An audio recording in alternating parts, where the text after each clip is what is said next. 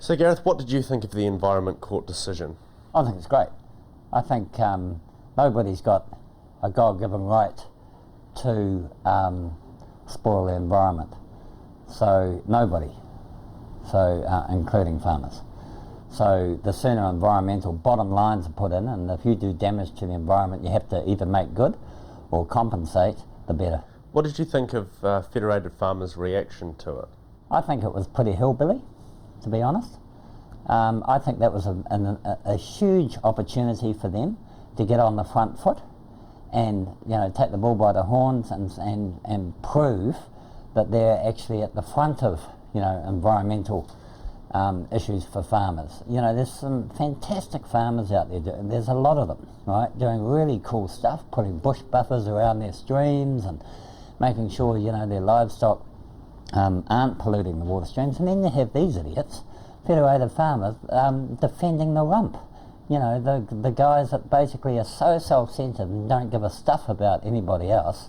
What we were concerned about, and the reason that we have quite properly appealed to the High Court, is that we're concerned about jurisdiction issues, we're concerned about evidence that was heard or not heard, and there are other points of law that quite properly need to be addressed.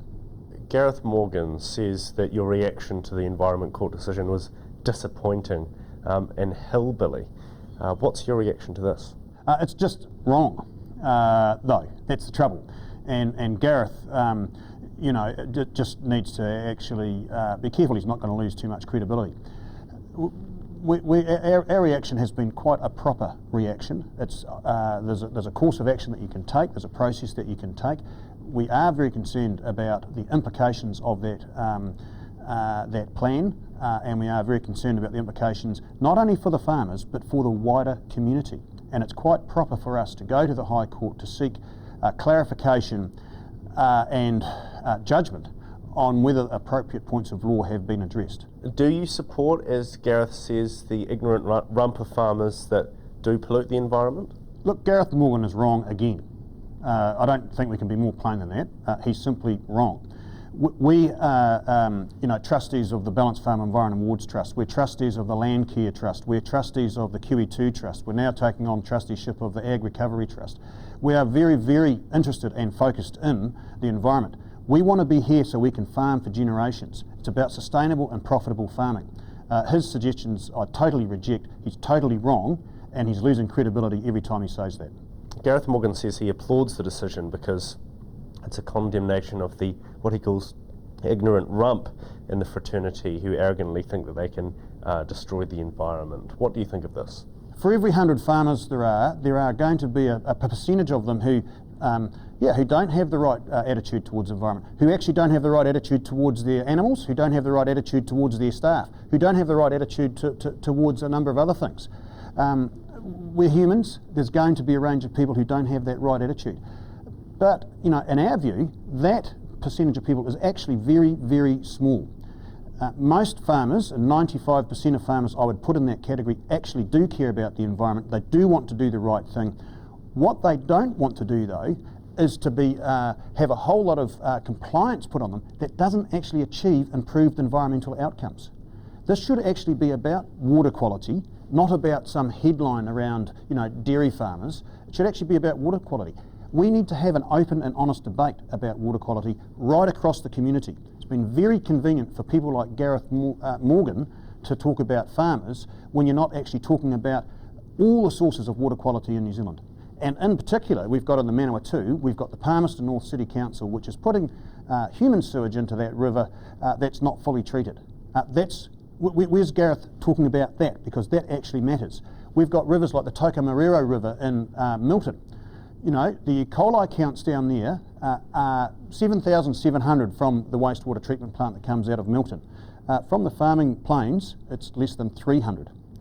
Let's have an honest debate about that. Let's look at the issues and be upfront about it and be transparent about it. We at Federated Farmers are very, very keen to have an informed debate that is full of transparency, not this sort of one-liner rhetoric, throwaway comments that entertainers like Gareth are wanting to do, just to get a bit of profile. And it's time now for part 2 of John Watson's interview with businessman Gareth Morgan and Conor English from Federated Farmers about comments Mr Morgan made criticising the Fed's handling of the Horizons OnePlan court decision.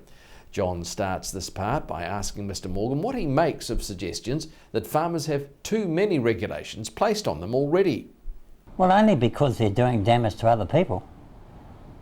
You know, so I mean that's a silly statement anyway. I mean you're living in a world where you have to get on with your neighbour and all the rest of it. So what gives them the right, or anybody the right, to spoil the environment for other people? I mean that's wonky logic. And let me be clear on it. Most farmers are not in this camp. This is just the Neanderthal rump. And you think farmers should leave Federated Farmers and start their own group? Why would you want to be associated with this lot?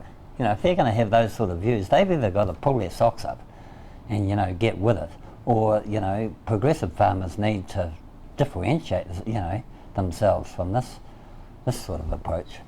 Oh yeah, well look, he's a comedian, isn't he? And good luck to him to get a better profile by doing that. He probably calls different groups of the community a retard every day just to get a bit of profile, and I guess that's his stock and trade and how he makes a bit of income from it.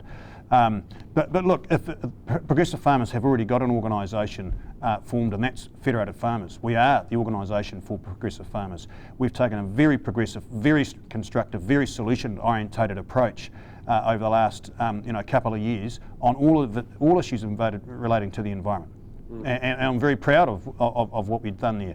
And so just little gimmicks from Gareth.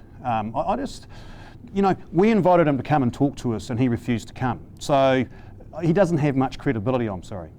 The trouble is, Federated Farmers changes its spots. I mean, it's been basically a wing of the ACT party for the last few years, and they're still shaking that off. And even though they've got Nick Wills there, who's apparently, environmentally, whatever. Bruce Wills. Bruce Wills. I'm thinking of the runner, aren't I? Environmentally superstar.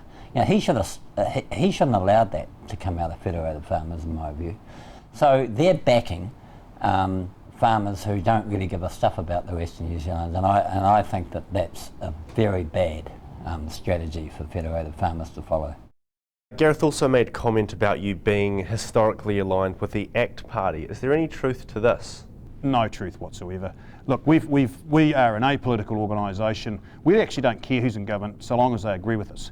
That's our fundamental principle. We engage right across the political spectrum. The first board that David Shearer came to see after he was made leader of the opposition was the Federated Farmers board. I talk to politicians right across the spectrum every week. So that's just a total, again, it's just another little entertaining little thing that Gareth is trying to do to get a bit of profile for himself. We have had presidents though who have stood for politics and whatever party it was, but totally reject that assertion. There is a sentiment, though, that the Federated Farmers is aligned with the National Party. Is there any truth to this?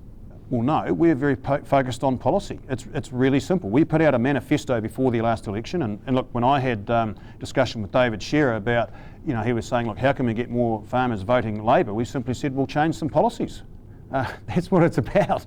We don't care who's in government so long as they agree with our policies. So we're very, very policy focused. So I totally reject that as well. It's just a bit silly, really. The date for the appeal hasn't been set yet, but it is anticipated to happen in the first half of 2013. Conservation Minister Kate Wilkinson has backed Horizon Council's OnePlan so far and applauded the Environment Court's decision. But so far she is refusing to stand against Federated Farmers' appeal with Fish and Game, a fact that's sure to cause more controversy.